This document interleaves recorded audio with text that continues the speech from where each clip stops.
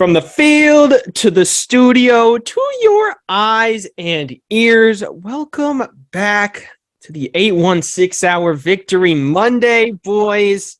We made it. Chiefs took care of business on Saturday. Divisional round matchup versus the Jags. How are we doing, folks? Awesome. There it is. Absolutely awesome. Chiefs, 5 straight AFC appearances. Yeah. AFC championship appearances. They've had more than 5 AFC. This is, my words are hard. Okay, I'm good, though. Geek, how are you doing, sir? Amazing. Back with the boys. Victory Monday. And like Carter said, 5 at Arrowhead AFC championship games as Carter counts them. It is insane. I talked about it with Bryson before the game. I used to just be okay with the playoff loss. I remember with Alex Smith, we went and beat Houston, and everybody I was with, they were like, but we played New England next week. I was like, so? We made the playoffs and we won a game. Like, who cares if we lose next week? I was going to say 5 straight AFC championship games. Just thinking back to the Alex Smith days, thinking back to the Matt Castle days, all the quarterback headaches that the Chiefs have went through. I just wanted to get a gauge because I really hope that a lot of Chiefs fans, if you're sitting there, if you're listening to this, don't take this for granted. Please, whatever you do. Me and Keeg, me and Carter, all of it. We've seen the dark days for the Chiefs. We've seen the 2-14 seasons where the Chiefs are picking number 1 overall, and you're taking a left tackle, and you're debating on which left tackle is the top guy. Please don't take this run for granted. How do you boys feel just knowing that the Chiefs are in this spot year in and year out, having Patrick Mahomes at quarterback, which we'll talk about in a little bit. But how do you just feel knowing that the Chiefs are in a spot to go to the AFC Championship year in and year out? Well, it's really nice. It's really nice having, as long as we have Patrick Mahomes, that playoff window, that Super Bowl window, always open. There's no window. It's just a big hole in the wall that the NFL has to try and fill. But it's great. It's great. I'm excited to be part of a winning team. And you can't take it for granted because, at some point, we got to come back down, but not anytime soon. Stop. We're not talking about that. I mean, we're talking a couple decades from now. So you're the guy that I know sat through the Ricky Stanzi, the Tyler Palco, the Tyler Bray, Kyle Orton. We can name quarterbacks for hours that the Chiefs have seen. How do you feel about this, man? It's just nice to know that you got Patrick Mahomes. I mean, you just love his talent even more. I mean, not only is he the best QB, he's the best QB in the NFL, but I get to watch him on my favorite team every week. And I mean, this guy has seen nothing less than an AFC championship.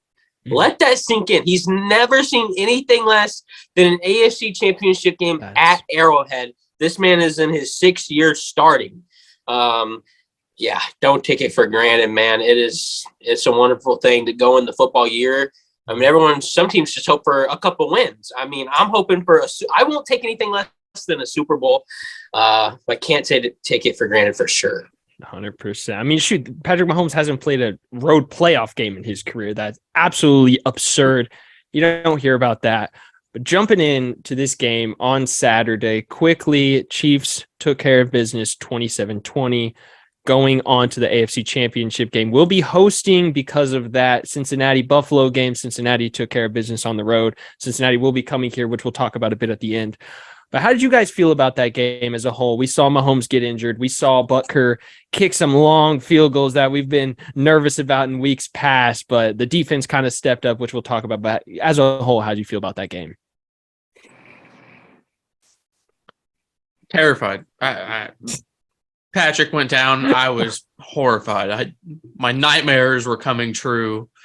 But then the light at the end of the tunnel, Chad Henne came in, saved the day yet again. Yep. Oh, I loved it. How'd you feel? Really the definition of a team win you saw on Saturday. Your quarterback goes down. Chad Henne comes in. Leads a 98-yard touchdown drive. Not only the defense stood tall, you got the pass rush. Kelsey, Kadarius Toney, guys just stepped up when you needed it. I mean, your quarterback came back in and was still playing on one leg. It was just like, you hear about it so much. What is this team without Mahomes? Obviously, it wouldn't be as good, but is it just Mahomes carrying, or what are they? And on Saturday, you saw that this team is just more than Patrick Mahomes. So honestly, even with that injury, it excites me. Like, this is a Super Bowl defense, in my opinion. Ooh, I like that. I like that. Remember that idea, because we'll talk about that. But yeah, just knowing that the Chiefs locker room has that like next man up mentality, and Chad Henne was able to come in so seamlessly and lead that 98-yard drive. It was absolutely wild. But Carter, that Mahomes injury, I know obviously like the whole Kansas City area had a heart attack whenever he comes up and he's not able to put any weight on that leg. But how did you feel? And then once Mahomes came back into that game, how did you feel once you saw him kind of hobbling one leg, running the ball, like losing it on that third down? Did you feel like maybe they should have gone back to Henne? To be honest, I don't think Patrick should have stepped another foot in that game, to be honest. Okay. Once he goes down, I think he goes back, gets an X-ray. They clear him to come back out and play. But I don't think they put him in. I think he just stands on that sideline like the menace that he is and strikes fear into the other team. But like, if we're in a situation where it's a need to score and we're down, yeah, you put him back in for that drive. But Chad Henne and that team, they were taking care of business. They were stepping up for Patrick Mahomes. So I don't agree with putting your franchise quarterback at any more risk with that leg. I get that for sure, especially with how good Henne looked on that 98-yard drive. Chiefs were able to just run the ball completely down the Jaguars' throats, and Henne looked great throwing the ball. But Keeg, Andy Reid going up to Mahomes, kind of telling him, because Mahomes, we saw him on the sidelines trying to get back in, like you saw him talking to the coaches, getting it taped up. Andy Reid going up telling him, like, hey, man, you're not going to go back in unless you get it looked out. And then we see Mahomes fling the jacket over, kind of obviously frustrated at the situation, run into the locker room. You see a lot of like coaches in that situation, must win, win or go home against a Super Bowl winning head coach and Doug Peterson across the sidelines. A lot of coaches would have been like, are you good? And if Mahomes says yes, they're like, okay, go ahead, you're good. But for Reid to have that in the back of his head, like, no, we need to make sure that long term, this isn't going to be something that affects him in 15 years from now. We still need you then. This game isn't as important at right now, you know. How did that make you feel? Just going off that, I mean, we saw it in that Browns divisional game. Mahomes, kind of gets up a little wobbly, takes the shot to the back of the head, and he was ruled out. I think I remember pretty quickly. I mean, most guys, you saw it this year with the Tua situation. They're just like, hey, man, are you good? Can you pass these tests? All right, go back in there. Especially for a playoff game, it's easy to say, hey, he's good, go back in there. But Andy knows how to think that stuff long term. He wants to make sure no damage is done on that ankle. No further damage. I mean, it looked bad. We all saw it. But yeah, Mahomes hobbling and stuff. It has you worried a little bit, but I feel like as the game went on, he was able to sit in the pocket and make his throws. Definitely. You saw him kind of develop as the game went on, because you could see the adrenaline kind of wearing off and the injury starting to hurt more for sure. And how confident are you guys going into next week, hearing Andy Reid say that Patrick Mahomes will play this game, knowing it's a high ankle sprain? We've seen in weeks past, Clyde's been out how many weeks with a high ankle sprain? Mike Williams, he was out a couple weeks with a high ankle sprain. This is his injury that leaves professional athletes out for multiple weeks, but Mahomes is going to play next week. So how confident are you guys in this Cincinnati game having Patrick Mahomes as your quarterback? They're super, super confident. I mean, you should never be worried with you have Patrick Mahomes as your quarterback, but I'm assuming that next week he'll be able to do halfback stretches a lot better. He's not going to be hopping back there one leg with his crutches on, but I'm not worried. I think the offense is going to be on fire on all cylinders next week. I like that. Yeah, I mean, they got days to figure it out. It happened to Mahomes in 2020, tore a muscle in his foot. I was showing you guys about that. And then they found a whole bunch of different ways to, get him ready for that game. And he played out of his mind. So, he's got to rest, obviously, as the days go on. They got to see how it is. But after what Jay Glazer said, I think it was Sunday's game, they said they were surprised at how well it progressed when he woke up Sunday morning. So that made me feel a lot better. But also the medical staff and, Rick Bullholder and all those guys, I mean, they're going to get Mahomes ready. Last time they put a steel plate in his shoe so he didn't have to put pressure on his ankle. give him a whole bunch of meds, whatever you got to do to just get him so that pain doesn't, isn't there the whole time. But as soon as that adrenaline hits, he'll be good to go. Still pretty confident with Mahomes on one leg. Exactly. I'm more confident in Mahomes on one leg than I am in more than half of the other starting NFL quarterbacks. So very true. In good shoes in that. But there it is. Carter. Sorry, words are hard. Isaiah Pacheco starting. I know you're a big guy, big proponent on running the football. Feed that man. He finished with 101 total yards, 12 carries, 95 yards. It was 7.9 yards per carry, a little bit skewed because he had that 39-yard burst whenever Chad Henne came in at quarterback. But how did you feel seeing him get those double-digit carries as well as Jerick McKinnon seeing double-digit carries himself? I loved it. He established that run game early, and they went to it when they needed it. But coming in next week, I don't think they get that many. Maybe combined they get double-digit carries, but next week I think it's going to be a shootout passing game. See, that surprises me because with Mahomes not being 100%, I feel like the Chiefs might lean a little bit more towards the 15 to 20 carries for Isaiah and Jerick seeing the 12 to 15. But I would love that. Absolutely love that because that man, he's quick. And we finally got to see it last week on that 39-yard run. But I'm gonna say he put his head down and started churning the legs. It looked a little bit like Jamal Charles out there. I was not as quick, but I was like, golly, this guy, I like this. For sure. I'm excited to see, especially with the Mahomes injury, how the Chiefs offense comes out and kind of combats the run game versus the pass game. But Keeg, I know you mentioned that defense a little bit ago. Is this Chiefs defense for real? Straight up. Are they for real? Can this defense lead the Chiefs to the Super Bowl? Honestly, I don't know if I have an answer because week in and week out, I feel like I talk about the defense. I talk about the pass rush, talk about the rookies starting on defense. And, 1 week they'll show their top defense. And they did this week, but next week is a little bit harder of a task. You got to guard a T. Higgins, Jamar Chase, Tyler Boyd, Hayden Hurst, got to stop the run, Joe Mixon. Yeah. And they also got the second best quarterback in the league, Joe Burrow. So it's a little bit different. Mm-hmm.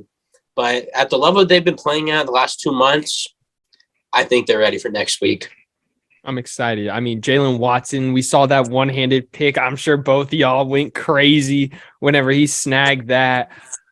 Defense forced 2 sacks, forced a fumble, was able to come up with that. It was great to see the defense. L'Jarius Sneed was flying all over the place. Trent McDuffie was making plays. Trevor Lawrence was only held to 205 passing yards the entire game. It just seemed like that young secondary continues to take steps. And to see it in the playoffs, man, that's absolutely wild. I love it. Yeah, but going back to those 2 sacks, I feel like those 2 sacks doesn't tell the whole story. We were getting pressure all night long. T-Law, you saw T-Law miss a lot of throws that he usually makes, that he made in that second half in the Chargers, and he was just missing throws. That Kirk one, you can go 50-50 on who should have had that one, but overthrows it just a little bit. There were some ones they was short on, just kind of expected more, but with that pressure getting there, made him nervous. Yeah, I'll take it 100% of the time, especially, I mean, shout out Harrison Butker's helmet for making the tackle on that kick return. Very true. Love that. But did anyone have anything else before we hit some positives and negatives? No? Going into the positives, what is it? Carter, what's your biggest positive going away from this game? I'm gonna have to say our young secondary, like Keeg was going on. I think they really stepped up, and I think these guys are going to keep stepping up, even in this hard matchup next week against a top quarterback and 2 wide receiver ones on the same team. Mm-hmm. I think they're going to step up and lock down. So I think Andy Reid and that team have learned from their last 3 games against them. 2 games, 3 games. I don't know. 3 games. Biggest positive. The running game. Pacheco, that injured Mahomes forced him to run the ball. Pacheco in his first playoff game, amazing job. 95 yards on 12 carries, was just that guy. And you saw the burst of speed. Just love everything about his game. And then Jerick McKinnon, you also got in there. He can be like a wide receiver 1 pretty much in this offense. Just the running back duo as a whole. And what Carter said earlier about how he doesn't think they'll run much next week. I think Pacheco showed he deserves 15 or 20 carries against that Cincy D. So I would give it to him again. But also my other two quick positives are just Kadarius Toney and Travis Kelce stepping up. Travis Kelce still that guy, 14 targets, or was it 14 receptions? I think it was 14 targets. And then KT have that one, I want to say like a screen, and then he runs over the dude right by the 2 or the 1. Oh, my goodness, man. Every time he gets the ball, you never know what will happen. I was going to say, it seems like he just has that extra burst. He has that extra get where he could take just about any play the distance out, that extra like twitch, and seeing him using that backfield every once in a while. Yeah. Exciting. I'm surprised. I was actually nervous that one of you guys would have my positives, but the Chiefs offensive line played flawless football outside of Mahomes getting hit, obviously. But Carter, I know you talked big about the Chiefs offensive line coming into this game. Trayvon Walker off one side, Josh Allen coming off the other. The sacks numbers have been up for them. Chiefs tackles have been struggling as of late. But the Chiefs didn't allow a single sack. Didn't have a single holding, a single hands to the face, a false start, nothing. They weren't penalized at all. Like he mentioned, they were able to get that run game going. It starts with the offensive line, those maulers up front. They were able to create holes for Isaiah Pacheco. Absolutely loved it. Just a clean game from them all in all. So moving forward, I think that's going to be huge, especially Mahomes not being 100% and hopefully taking some pressure off of him being able to run the ball in that Cincinnati game for sure. Yeah, the pocket was very clean after the Mahomes injury. That definitely helps. I mean, if you have to put Mahomes in the pocket and he can't be mobile, I mean that pocket's got to be clean. And he had time even after the injury. You saw him get hit on the touchdown pass. Mm-hmm. Yeah, to help him up. But it really was. I'm glad you brought it up. That was an underrated part of the game Saturday. I was going to say, seeing Mahomes come back in so quick, I was okay with it because obviously, like, you're not going to be mad at Mahomes coming back in the game. But watching him in the pocket, it seemed like he did have a lot more time because I was like, man, if he gets hit once, obviously, like, no NFL player hopefully is no dirty, but going for the ankle or anything, like, you never know what's going to happen. So, yeah, man. I mean, yeah, it's already a high ankle sprain. So, I mean, you're going to be going low anyways. You just never know. So it's got to be that thing again this week, like you said. I mean, got to bring it this week. Yeah, 100%. Did anyone have a negative from this game? Another game kind of few and far between, kind of nitpicking, but. I had one. Carter, did you have one? No. Of course you did, Key. You were so quick. I had one, guys. Don't worry. Hey. I'm playing. All jokes. Can't be perfect. Never. Can't be perfect. Can always improve. I had a couple, but they're not really negatives. Mm-hmm. I would like to see Sky more involved. Obviously, that's kind of hard with Kadarius Toney being that in motion guy. I think you saw a screen to Sky, might have been his only reception. Yep. But in space, I think he can do better, but it comes with those reps. Obviously, it's that time of the year, so maybe they don't trust him. But I would love to see more of him in the offense. Also, let me talk about this before you guys come at me. The Chris Jones, he has no postseason sacks, but I'm not throwing it on him. I was watching the whole game. Man just gets double teamed or he's getting held. Like, that's just the downside of the game, man. That's what sucks. Like, I was watching it. He was getting held 80% of the time, or he was getting double teamed. It's not a negative to the Chiefs. It's just a negative part of the game. Like, that's just going to happen. So those other guys are going to have to step up. I was going to say, yeah, nature of the beast, kind of Chris Jones being that top defensive tackle, now getting double teamed. But you did see a lot of the time he is getting double teamed, or he was whenever Trevor Lawrence is stepping up in the pocket. He's right there, so close to getting that sack. He was so close. I think he had a couple of QB hits. I'd believe it. And was it just me when watching the game that Walker, Little, both of their tackles left just half a second early every single play, it seemed like? I don't know if it was maybe me. Maybe I was just a little seeing stuff, but it seemed like every single play half a second early, and just, I don't know. I feel like, I don't know, I've noticed that a lot this year with false starts. I'll be like, that guy jumped, because at home you're watching the line, you're waiting for that ball to move. Yeah, I don't know, I feel like that's happened a lot this year. So I didn't really pay too much attention to it on Saturday, but I definitely believe you. Yeah, I don't. maybe like in the moment. Obviously, you're not seeing. I don't know. Yeah, I got it. I have negative. one. Oh, Carter came up with one. No, Sorry. I want to steal yours. No, all you. But it's Wait, happened. actually, if you steal mine, Carter, just know I will be upset because I have a feeling you might. No, you go now. Marquez Valdez-Scantling. No. Is this guy is he gonna show up? Is he gonna do anything? No disrespect to the guy. He had the touchdown, he did, but only one catch for 3 yards. He only had 2 targets, so that's showing me one, maybe you're just not getting enough separation. Maybe the Jaguars are just playing great defense. It just seems like MVS is, when the Chiefs are getting him the ball deep downfield in the middle, he's not using his size to his advantage. He's like, oh, the ball's going to come to me, and a safety hits me and I don't catch the ball. I'm not 6'4". I'm not 6. What are we doing, MVS? Mm-hmm. I question the man's contract more and more as the year goes on, and I hate to say it because I loved the signing.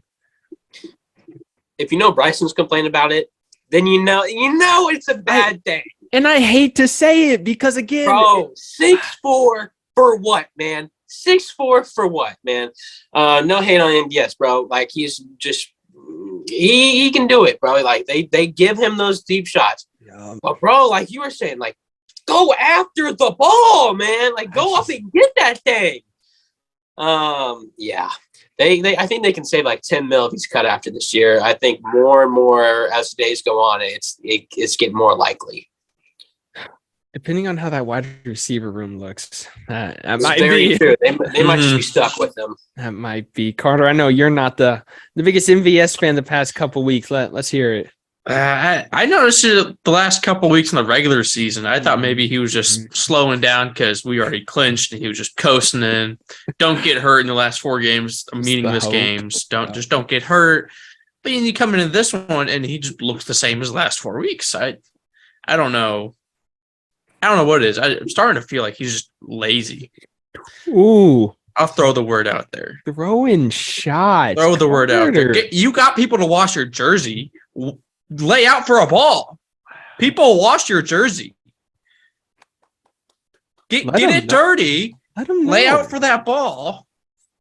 I love this. Christian Kirk laid out for a ball. He's put it all on the line for that ball. Golly, Carter, this guy didn't come down with it. He has feelings, you know that. Well, he's gonna come see this, and he is never gonna forgive us. He can hop on. He can come on with us. Carter said, "I'd love to talk ball with him." Did anyone? You want to jump to player of the game? I had a negative.